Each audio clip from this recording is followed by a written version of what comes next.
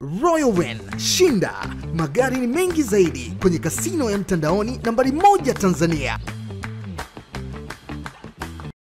Simu hapa kwa Petro Mzigu. Ngoja nimpigie hapa. Bana, mambo yanazidi kuwa moto sana Benjamin Mkapa. Mambo yanazidi kuwa ya moto Benjamin Mkapa. Naam Petro, nimepokea line yako hapo uko hewani. Bwana, tumefanya tafiti hapa.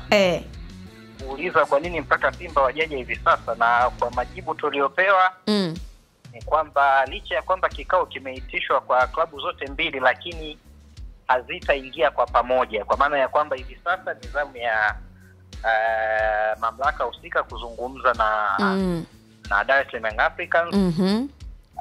Na wamewekewa margin ya masaa 3 kwa saa 7 mchana.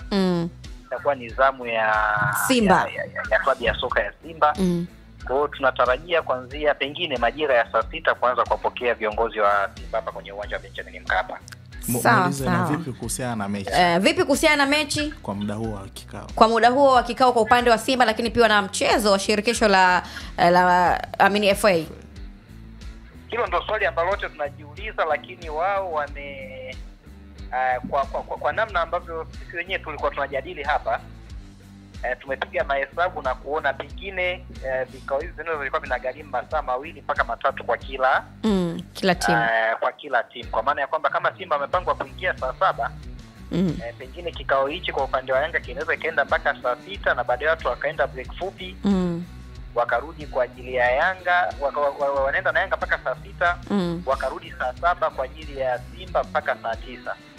Kwa kuna kila uwezekano wa viongozi wa Simba kwa hii mechi yao, tukijaribu kupima margin ya muda ambao Yanga watautumia ndani ya kikao. Sawa. Basi mimi nikushukuru kwa taarifa hizo Petro Mzigu. Utaendelea kutujuza kinaga ubaga kile ambacho kinaendelea hapo Benjamin Mkapa. Sawa. Bwana, Simba muda wao ni saa 7, sio muda huu. Ni masaa 3. Masaa 3. Ni jambo zuri kwa sababu